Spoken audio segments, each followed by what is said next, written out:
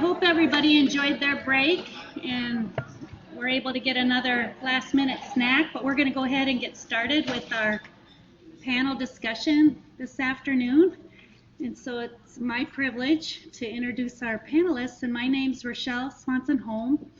I work with Child Health Specialty Clinics and the Regional Autism Assistance Program through the University of Iowa Hospitals and Clinics. And so we'll go ahead and get started. And some of the panelists you've already met, so I'll probably just make a brief introduction of those individuals, but there's a couple others that I'd like to tell you a little bit about them. So you met Kelly Pelzel, child psychologist through the University of Iowa Hospitals and Clinics. And I apologize for a couple of panelists who were unable to make it for this afternoon's session, and that was Dr. Noble and Mike Deerdorf. So we're sorry that they both were unable to come. But we do have Sean Peterson, whom you met earlier today from the Peer Center, Wendy Trotter from the Department of Education, Betsy Lynn from the Iowa Department of Education, and then we have Brandon Arkland. And Brandon is a senior at Iowa State studying Human Development and Family Studies. He's on the board of the directors of the Iowa Autism State Council and the Autism Society of Iowa, as well as serving as president of Autism Speaks at Iowa State. And he was diagnosed with Asperger's syndrome at age 4. So, and then we have Barb Kane. Right here, Barb, and she is a Regional Autism Assistance Family Navigator with 17 years of experience as a mother of an amazing, though sometimes frustrating son who's on the autism spectrum. And after realizing that this child was pretty difficult or pretty different from his siblings, Barb learned a lot about how to advocate for a child with special learning and healthcare needs. She's also aware that there is a lot more to learn as they are transitioning to college and adulthood. Barb also works as a family navigator for the Iowa Regional Autism Assistance Program in an effort to share insights gained and ensure that other parents do not feel alone on their unique journeys. And then we have Lacey Giunta, and Lacey works at ChildServe. She's been a case manager there, or been in case management for over 10 years, partnering with families who have children and young adults on the intellectual disability and brain injury waivers. She has years of experience serving on the Polk County Positive Behavior Supports Network Coordinating Committee, the Polk County Transition Advisory Council, and has completed the PBS Leadership Academy. Additionally, she is a certified brain injury specialist and has been since 2010. And then I'd also like to introduce our facilitator this afternoon, which is Peggy Swales, whom you met earlier today.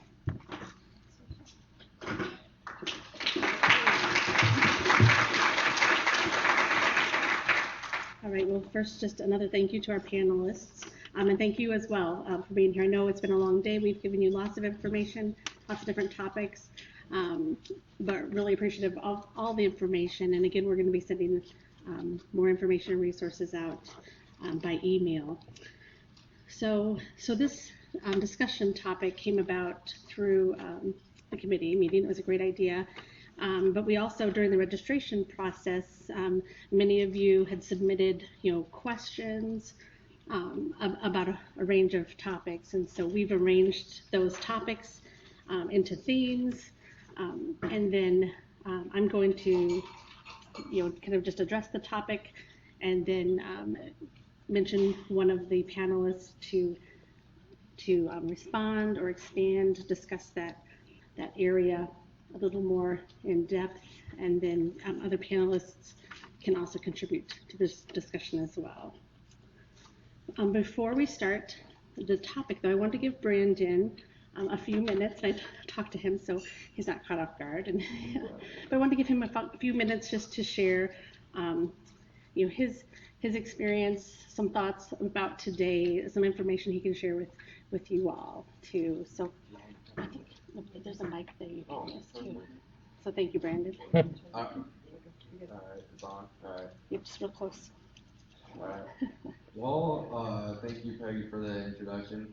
So yeah, my name's Brandon. I serve on the Autism Society of Iowa's Board of Directors and on the Iowa Autism State Council, with Wendy being one of them and a few others here today. I am a senior at Iowa State University, and I guess Peggy asked me to if I wanted to kind of throw something together here last minute, so I mean, bear with me as I try to think of something to say, but no, yeah, I thought today went really well.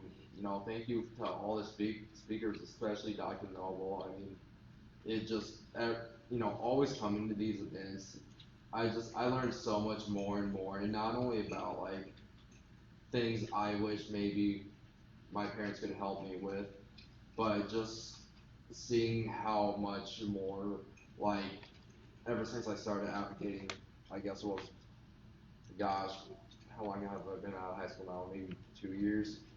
That parents are playing such a vital role now than a couple of years ago when I started. And one of the biggest pieces of advice, just coming from someone who advocates but also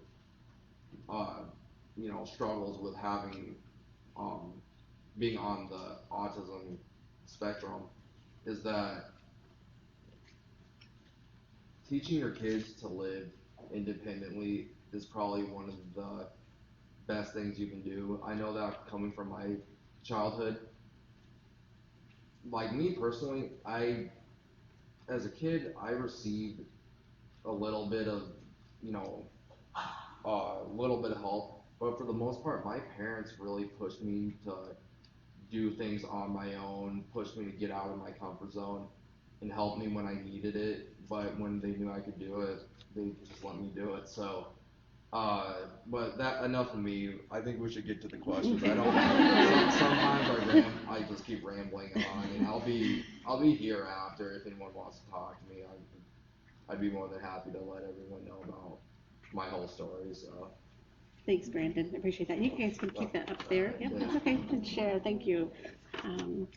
Okay, so I'll start off with a couple of questions came through related to family support, and so this question goes to, or discussion topic goes to Barb, our family navigator with the Regional Autism Assistance Program, and I'll just ask Barb to share some information on where families can go to access family-to-family support. Thank you. We work with children birth to age 21 with the Regional Autism Assistance Program, and as a family navigator, it's my job to support the parents on the journey, to provide resources and information. And as Brandon said, the parents are a vital resource to the children, so we like to be a good resource to the parents to make sure that they feel supported in their journey. We have access to resources and information that we can share. We can help find support groups. We can help find anything you need in your area, or at least try to help you find that. One of the most important things we do is just check in with parents and say, how's it going?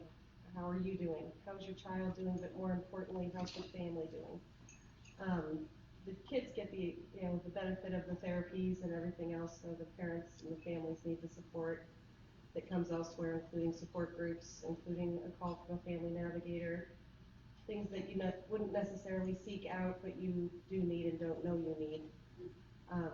We have navigators across the state through the regional centers, so we do try to find somebody closest to you to help find the resources that are closest to you. Thank you, Barb.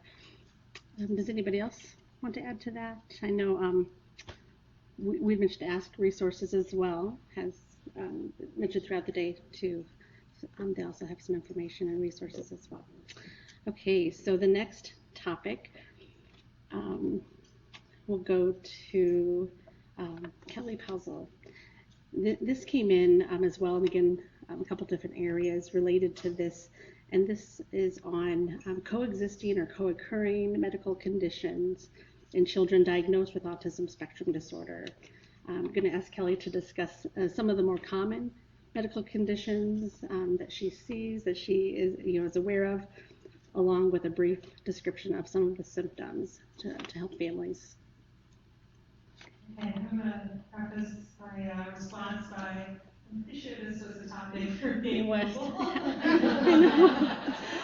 So like, So do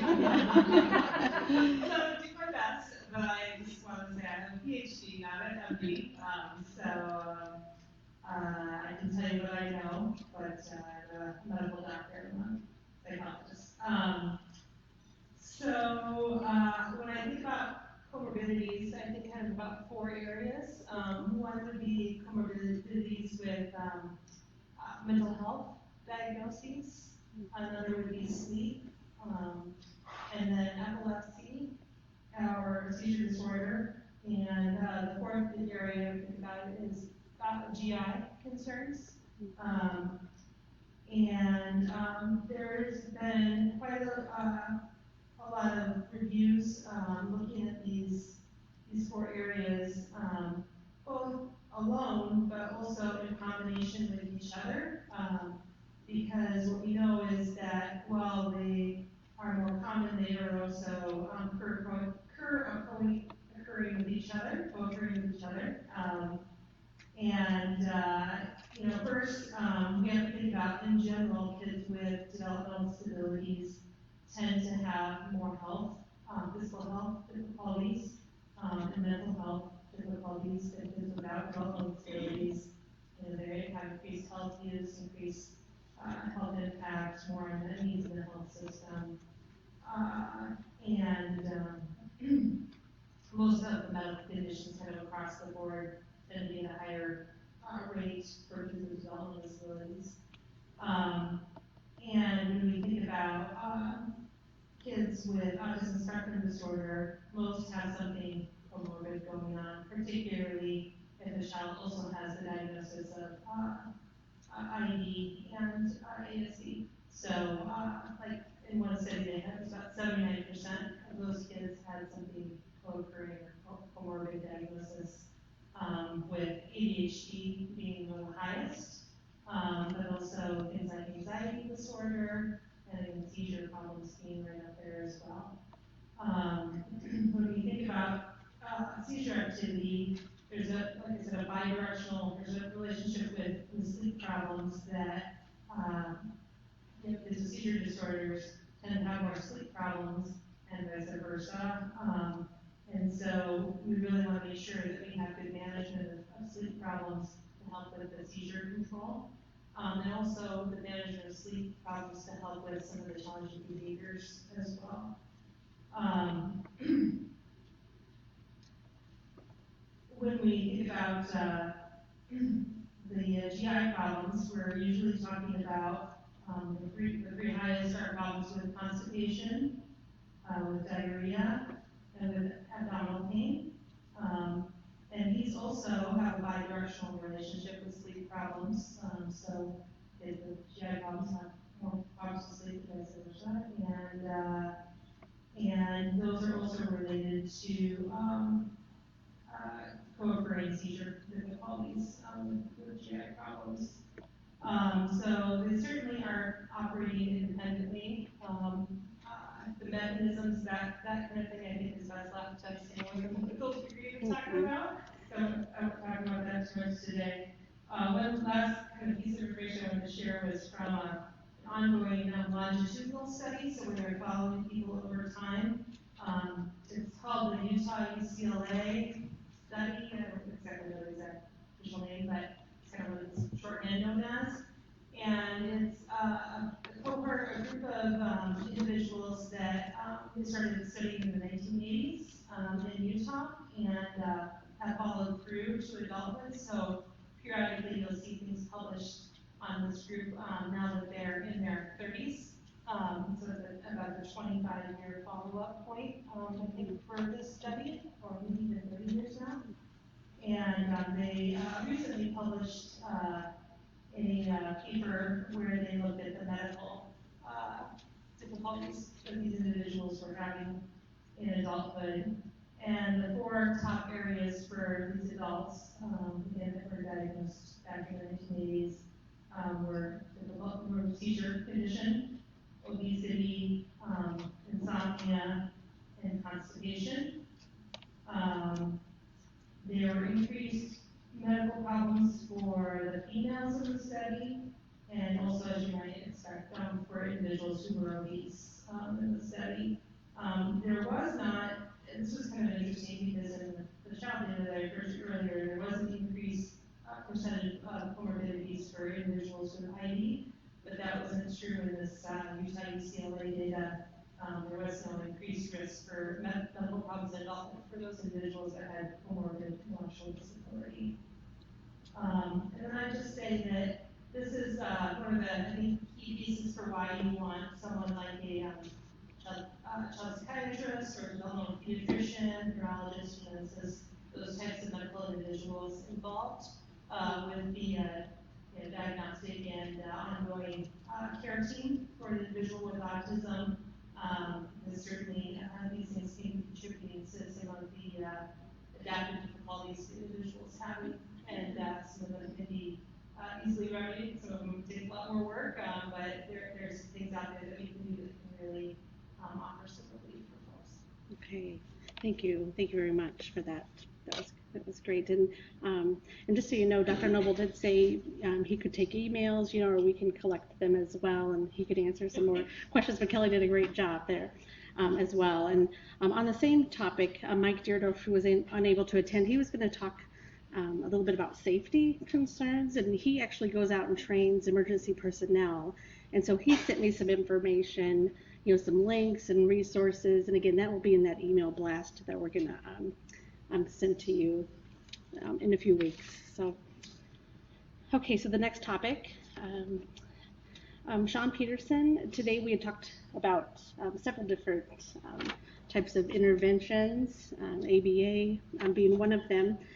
Can you describe some treatment options for ASD, as well as share information on ways families can identify whether those therapies might be potentially dangerous or ineffective? Sure.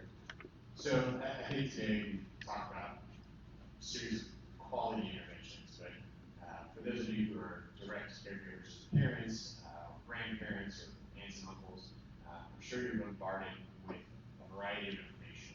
I can't tell you how many times I've talked about dolphin therapy, or equine therapy, or art therapy, and those things, while in and of themselves may not be dangerous, may also not be effective. So I guess I'm going to take this in just kind of 2 directions. One is making sure that the things you're doing are effective. So again, I'm a behavior analyst, I'm a component of behavior analysis. If you're not maximizing your time with good clinical outcomes, I wouldn't spend my money in those other areas. Now, if you're Warren Buffett and your kids get 80 hours of ABA every week, and you want to take the family down to Florida and do dolphin therapy for a week, and you're going to bring your behavior analyst with you, I like to be behavior analyst. But if you're not, then let's talk about some ways to kind of look through literature and kind of discern stuff, right? Not to suggest that you're not all great researchers in this room, but I suggest there are probably fewer PhD level researchers than not. And so how do you go about identifying things? Well, one, I would use those resources that you have probably in your pocket, called smartphones and computers, right? There's a wealth of information out there, but we need to discern the information that's quality. So where do you go from there? I would look toward government resources. We talked about a few, Kelly, Wendy, Liz all touched on a couple of collaborative efforts that put out information on what has been shown. Autism Speaks occasionally updates their information to identify what treatments are effective, what might be emerging as effective. So those things that are well publicized. If you're not seeing it at conferences like this, if you're not talking to your pediatrician about it, and you come across something, that might be a moment to go ahead and pause. And so what would be my next steps? One, I would go and talk with my pediatrician and see, is there an evidence base, and they point me in the right direction. Another way that you can go about doing it is PubMed, P-U-B-M-E-D, PubMed, is a resource for a resource for journal articles. that you can reach online. Some of them you're going to be able to access for free, but generally speaking, it's going to give you access to abstracts for peer-reviewed empirical articles.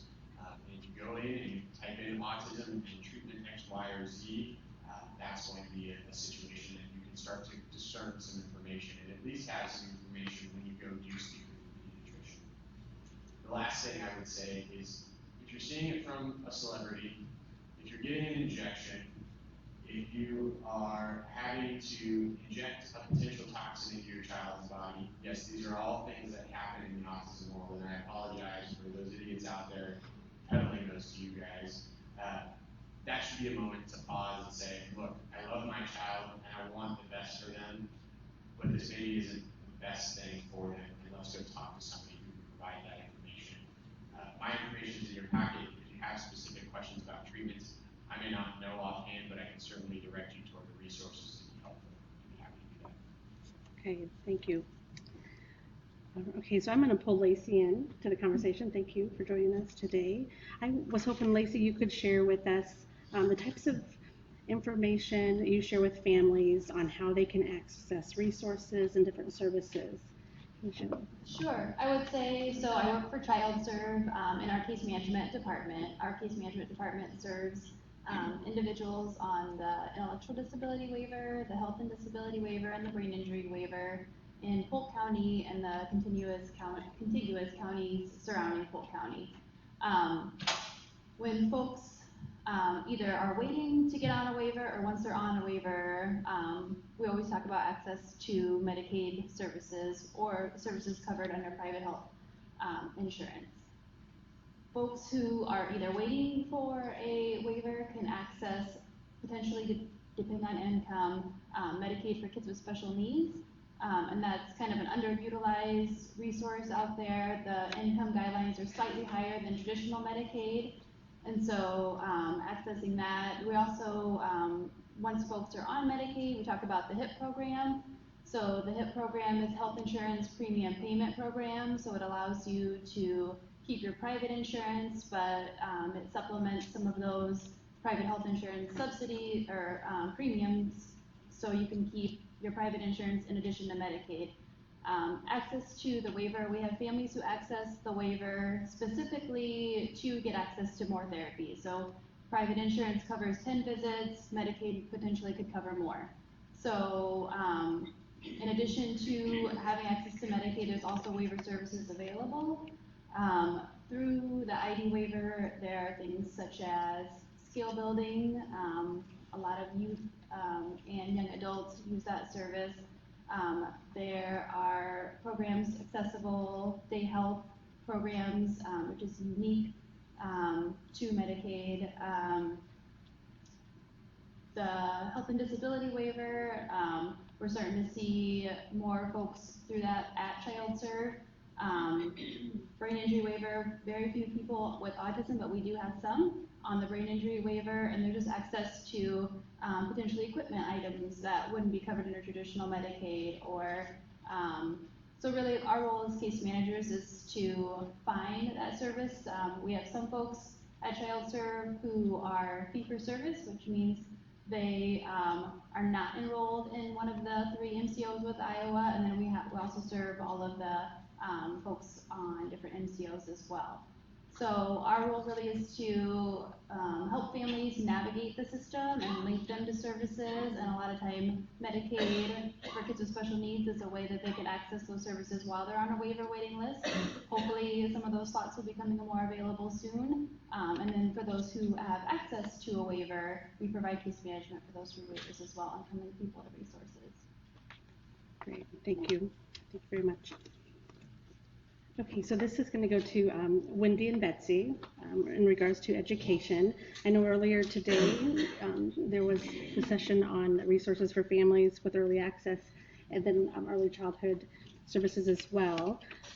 I wondered if, since we have a little more time, to expand on those resources, ages birth to 3 for children, and then that 3 to 5 gap, and then school-age children as well. Okay.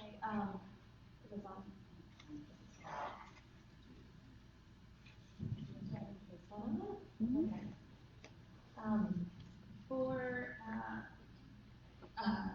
services that are covered under the IDEA, for early access, I think Dr. Noble talked a little bit about this as well as Cindy, that to be able to access those services, you just have to refer the child to the AA to be evaluated for them.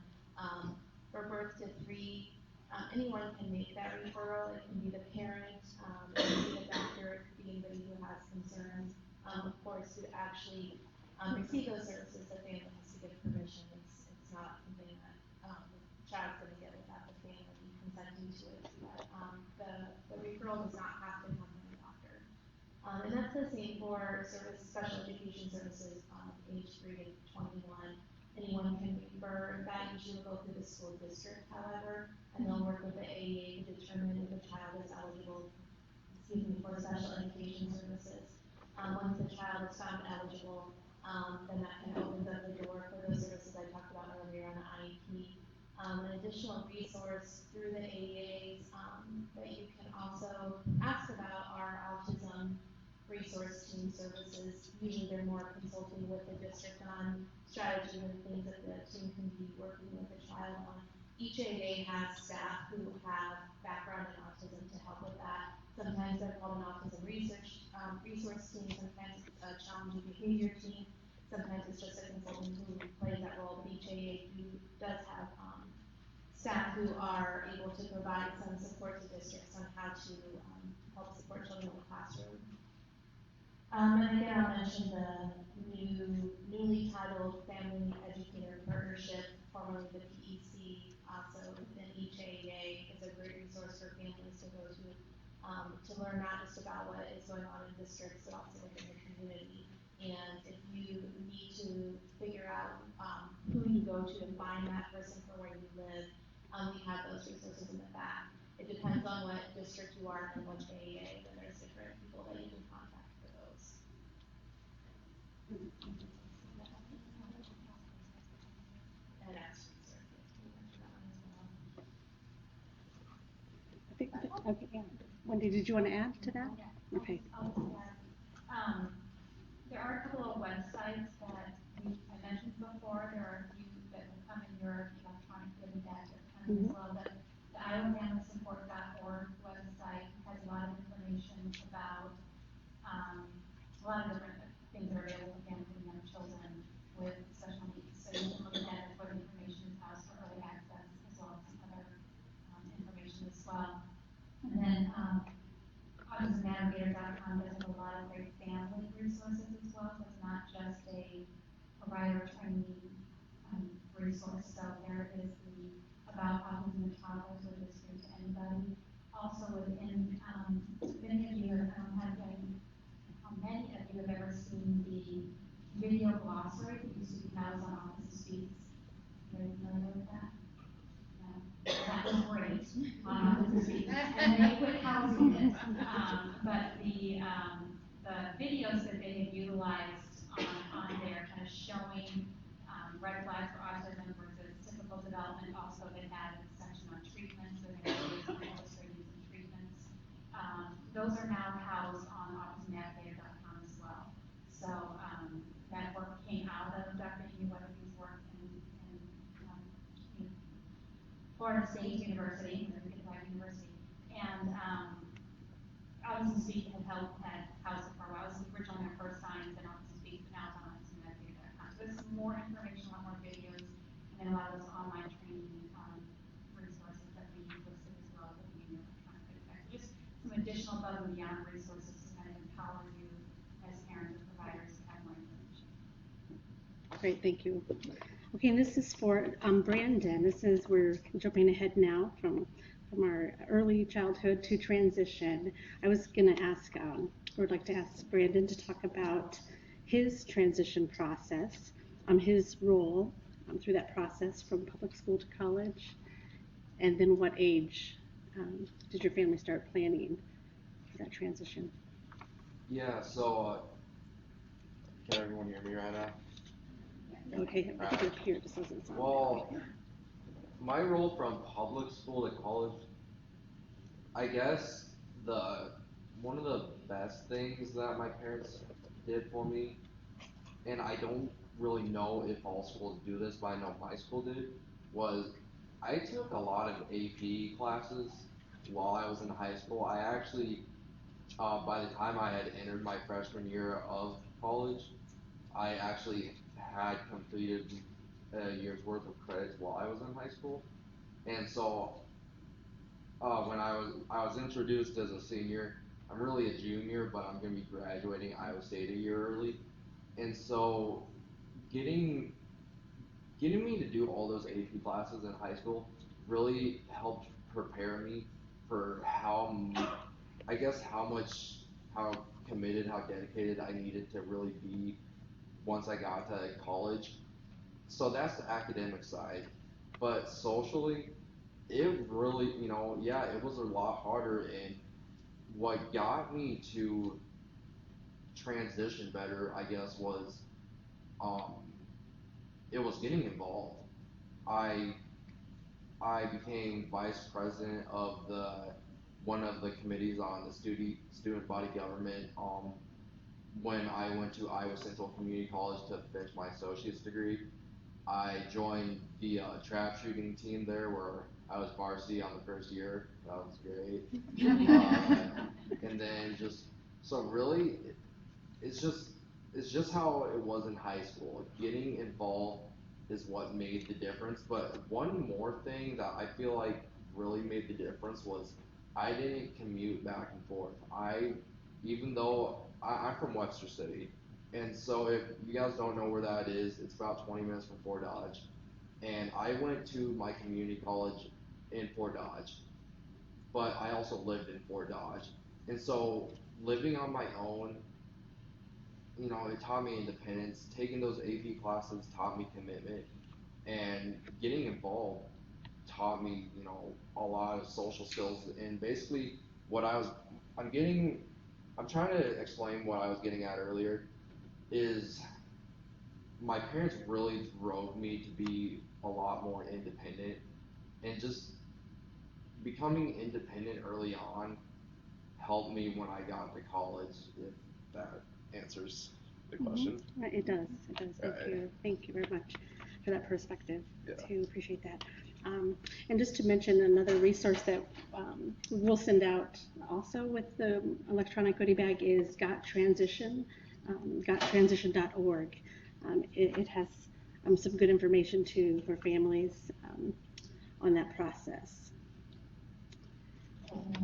Yes, go ahead. So, the brain is very bright and is on the college path, and so he didn't need as much support maybe in that transition process as others may. So just so you are aware, with individuals who have IEP, they do start talking about transition and planning for transition and planning for what kind of high school programming they need to have in order to move to that next place after high school. They're supposed to start that at age 14. So those of you who have individuals approaching age 14, or if you've got little ones, you're thinking that in your mind, and even at age 14, sometimes you're like, I have no idea what we're going to do after high school. But it's a good time to start talking about it, thinking about it, planning for it, like Dr. Earl said this morning. Have that high hope goal. And, so what do we need to do to prepare them to get to that high hope goal? And so you just realize you start having those conversations, or you should, if you don't, and have some of these resources available, like the Family Educating Partnership, or ask a resource to make sure that those conversations are beginning, so that by 14 they're within that transition plan. Okay. Thank you. Thanks for contributing that as well. So on that same line, employment. Again, so we are kind of looking at that lifespan view perspective. Brandon, I don't know if you can share with us, if you would like to, talk about some employment areas. Can you be a little more specific? Sure, yes. So maybe disclosing any support you might need. Maybe that doesn't impact you per se. If not, I know Mike also sent some information too about being underemployed. I think I know where you guys are. Okay. Okay, I'm gonna answer this as best as I can. When it came to employment, well, during high school anyway, I worked a bunch of odd jobs.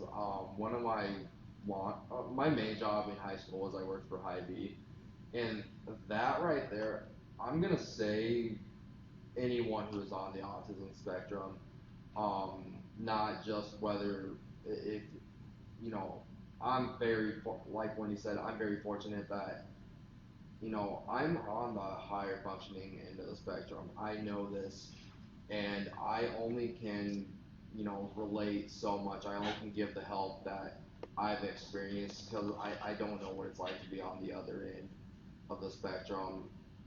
But what I can say is that everyone on the spectrum still shares common characteristics, whether maybe it's social skills, maybe it's verbal skills, who knows. But I do know that when in high school, when your kid is looking for a job, you need to look for jobs that suit them and look for the employers that are going to help them the most. I know looking back, I really wish I wouldn't have worked at Hy-Vee. My social skills were really bad, and I was a checker, so that definitely did not mix well.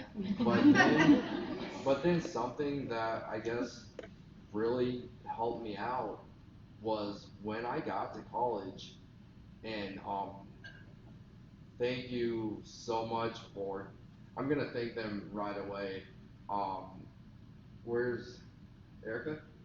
Yeah. Okay. So when I got to college, I actually started working for the homestead, and I don't work for them anymore right now.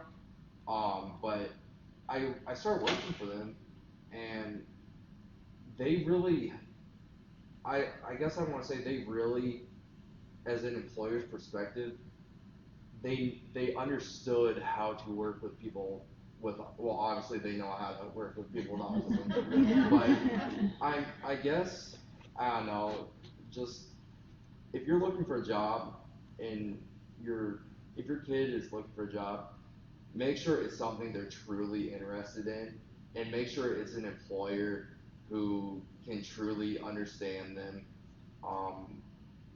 and yeah, just. No, that's great information. Yeah, thank you guys for going with me for this. Sometimes I just keep talking. I'm sorry, guys. No, that's great. I was just going to add, Mike had mentioned as well that he knew, again, just tapping into the interests of your child, a young adult, mentioned his son was interested in cars, anything to do with cars, and so they went to Napa, where there's car parts, and he could sort and stock, and that really was a good fit for him. So on the same theme there. So thank you. Just died. Also, from the perspective of coordinating formal services for employment, even our formal employment providers in the state are looking at families and people people in the community, neighbors. It's all about networking. So Polk County has an employment guiding coalition, and really their focus is on kind of creative new ways of thinking of employment. Most of us are not in the first job that we've ever had, and so it's important to try things out, see where the strengths are, see where their interests lie, and sometimes that's trial and error, and really looking at, what is available, who do you know, who knows somebody that you know, and kind of being creative with those. And it sounds like a big job, and it sounds like it lands on the parents, and it does, but I think looking at help and looking at, it takes a village, so looking at the people around you, that's what our formal employment providers are doing, and that's what families can do as well. Thank you. Sean, were you going to add to that? Okay, great. I think that already is one of the things I was going to touch on. Something else that I would make sure you guys are considering. Don't be afraid to be entrepreneurs and push your kids into entrepreneurship. A local family in Sioux City has a son who's past his 21st birthday, is now transitioned out of the transitional high school program, is non-vocal, does communicate through an AAC device. Mom and he had gone for about a year and a half trying to figure out what they were going to do post high school. The family actually decided to invest a little money, and now they have a decent little spin-off business where they will go around to different events tennis, craft fairs, and so forth, and people do spin art t-shirts and poppers. You know, it was a creative way. It was something he was interested in, something mom could help facilitate. Wasn't super crazy for them to get into financially. May not ever pay all of his bills, but it's at least a way that he can lead a more productive life than just sitting at home doing nothing. Some other opportunities out there, and some of these are maybe geared towards those individuals who are on that higher functioning side. But there are programs out there for learning computer programming, so for those skills that are highly repetitive, that may go well for some of our individuals on the spectrum. And I believe it's actually Ford, one of the American automobile companies at least, actually has an engineering program for individuals on the spectrum. And so there are those opportunities out there. Don't stop digging. And just to round back out, entrepreneurship may be a way that you can help support your child well beyond when you're not there. And we had some questions earlier about what about mom and dad have gone. So that may be a way if they're interested in something that they're interested in, they can be made. Great. Thank you, everybody. So I know some of the questions that we received also were around the theme of intervention, and I know we talked a lot about that today as well. So I'm not sure if there's something you want to add that didn't get covered today. Okay, great. Thanks. As someone said earlier, you know, it's really important to remember that, you know, while you're waiting for APA services, there's a lot of other evidence-based interventions you can be doing. You know, intensive early interventions, like the kinds that I talked about, and others, cognitive behavioral therapy for older children that maybe have more language skills, especially with some visual supports put in on that. Social skills training has good research evidence, language training with our speech language pathologists, video modeling, live modeling, those things all have really strong research evidence. We've mentioned a couple websites, well, several websites now that have different evidence-based lists and reviews and that sort of thing. And of the ones that are more like national clearing house kind of things, they have different weights kind of applied to different kinds of research methods. So some are more favorable to studies that are, you know, with a lot of individuals in the study, or if you do a randomized trial. Some weight case studies and things with a little more heft. So we try to look at several of those sites when we think about a definitive list for evidence-based approaches. So like the National Standards Project and the National Professional Development Center on the ASC, those are two go-tos. We also look at the AAP, Council on Children with Disabilities, and then one called the Association for Science and Autism Treatment, which I believe is outside of Wisconsin. And, you know, if something's on all four of those lists, we feel really, you know, strong that probably does have a very nice evidence base any way you want to look at it. So I would encourage you, as you're looking at things, just to kind of be aware of, like, okay, why is it on this list but not that other list? And maybe because of the way the study was designed, but generally if it's on those national lists with good reputation and on multiple lists, that's going to be a good sign for you. Great. Okay, anything else? I think that's covered all of our topics. Is it just? Okay, so we've covered all of the topics, the themes that we had. We do have a couple extra minutes. Do you guys want to take a few questions if there's some out there?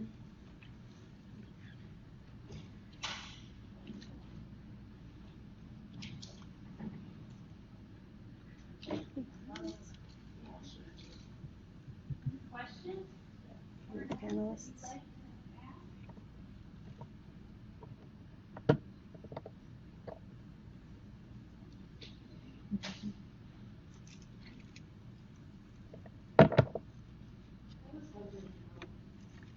What your views are on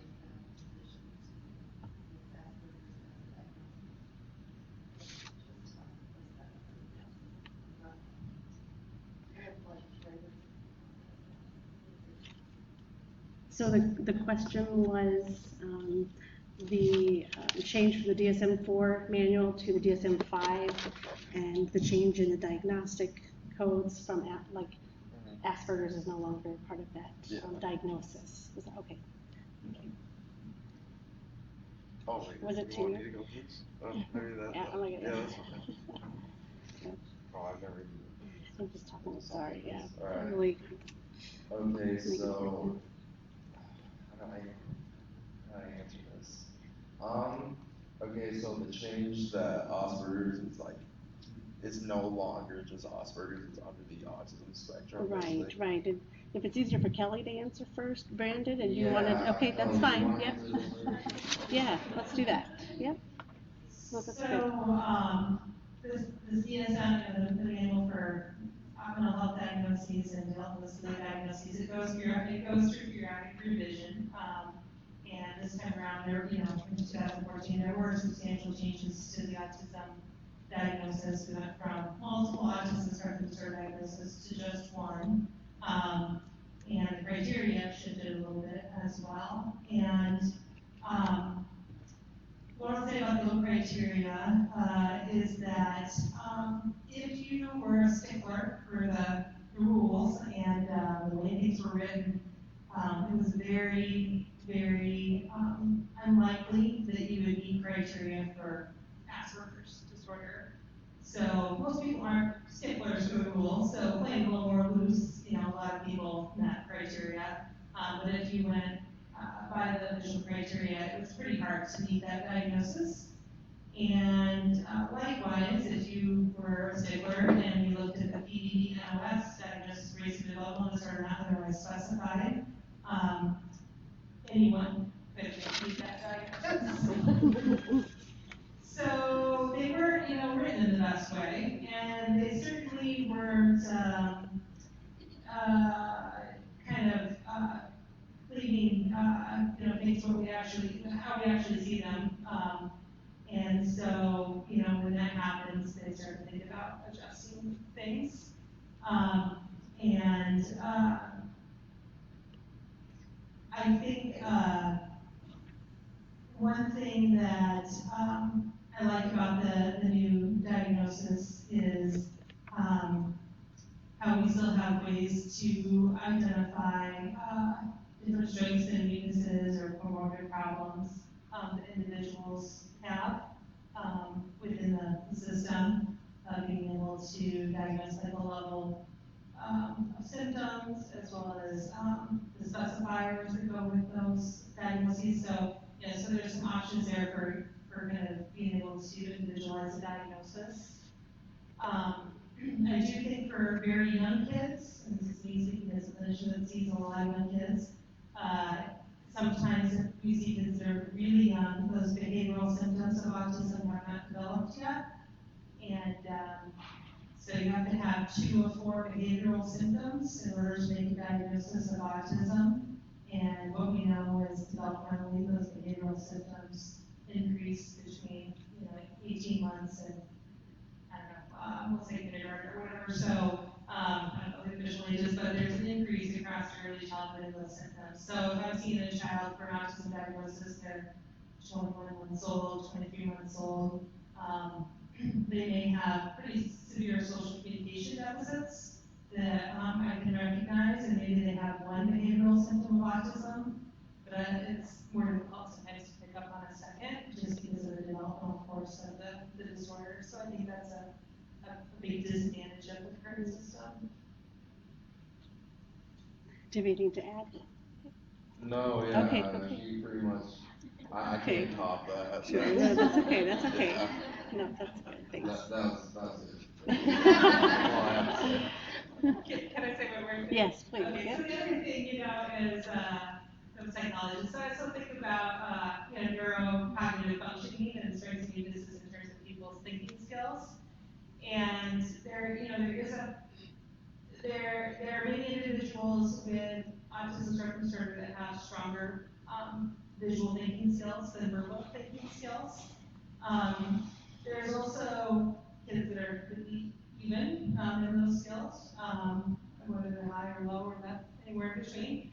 And then pattern where kids can sometimes have much stronger verbal skills than they do visual thinking skills. And, when we think about it from a neurocognitive kind of perspective, we sometimes classify it as nonverbal learning disorder.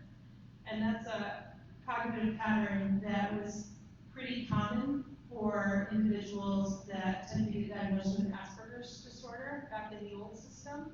And it's still really important for people working with that individual to understand, especially when those strengths and weaknesses are extreme, because they're probably missing part of the picture. A lot of times we judge people's thinking skills by their verbal skills, and then become frustrated when we're not understanding why they're not getting it.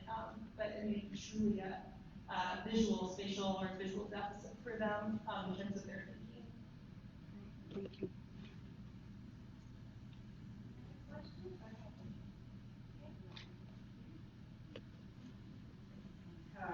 Thank you for all the information. Very good and learning a lot. And my question is, I have a child who is a teenager. He was diagnosed with Peterson disorder at the age of 5. And it's been about 2 years since he hasn't had any services. Do I need to bring him again and get him reassessed or reevaluated? Because he has grown so much that he deals a lot of depression.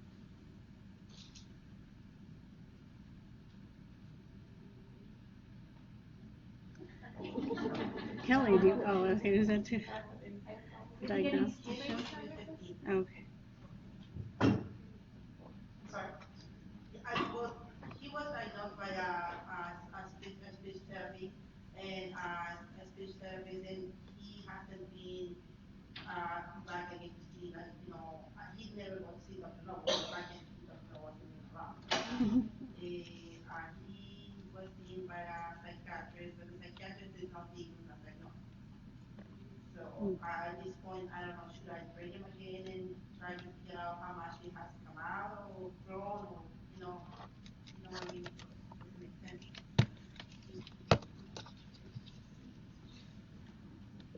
So I don't diagnose, so I can't give you that specific information, but at least the behavioral perspective, whatever capacities, are there still deficits that you think need to be worked on? And if that's the case, then certainly I would seek out help, and that may require you being reevaluated or somebody reevaluated at that point, so that you can seek the necessary supports. I don't know if you've heard of it or any others that report, but you may want to start with the ADA in your school district to see if you qualify for some services that way, and that may be sufficient. And with what we've discussed today, with the long wait lists and everything else, that may at least get you going. If you think there are going to be deficits or declines relative to his peers, or maybe he stays stagnant while his peers continue to develop, that may be a situation where you do want to try and get in with Dr. Noble or somebody else to be reevaluated, with the knowledge that it may take you 9 months to a year to get in there. But if you are sitting in this same chair a year from now saying, hey, my son's 16 now and I didn't get him evaluated, you're no better off. And at least you have that opportunity to get him on the wait list. And if it gets closer, you're 3 months after, like, hey, he's doing really well, we really don't need the evaluation. Somebody else, I'm sure, will jump at your spot. So. Well, that's the thing. On the other hand, I do have a 5-year-old, which I haven't been able to get help because a lot of people consider he's fine. But I know, like the says early, something's going on. And I know something's going on, but I know what it is. So, he's fine. He's not fine. Yeah, I don't know if it was Dr. Noble or somebody else who essentially, we were talking about insurance earlier, who said, don't take no for an answer. And I think that's unfortunately what you guys as parents have to do is not take no for an answer. If there's a clinician who you're close with, you can get some support through, certainly I would do so. The child health specialty clinics are a great way to get some of that support that they can, and family navigators can help kind of direct you toward who you may want to speak with and who may be local for you. Let me add, on the school side, one thing that we do well is if you ask for an evaluation for special education services, and you can do this for your 5-year-old as well, you can ask for that evaluation. They must give you an answer, yes or no. If they do not agree, then they won't need to give that to you in writing why. And then there are processes in place where if you don't agree with that decision, you can take that further. The good news is if they do decide to evaluate, they only have 60 days to do it. So there are no 6-month, 9-month evaluation, and then at that point, they'll talk with you about, if they feel if your child, does qualify for any kind of services, that's when IEP would happen if they do. But make that evaluation request, you can do it verbally, I recommend doing it in writing, so they know I'm asking today, I would like them to evaluate it, and then they have to respond also in writing, yes, no, go ahead, no, will not, and then that puts in place some protection for you as a family if you don't agree with their decision. Or your 5-year-old as well, that goes totally, all the way through. Thanks. Anything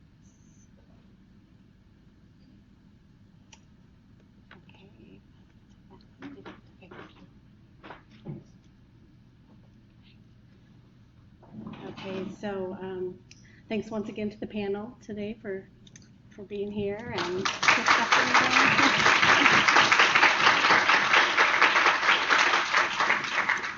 and for your patience too, for all the technical things that we always seem to encounter. So thanks again for coming today. We hope you had a great day here, learned a lot, and again we'll be sending out information. Okay, all right, thanks.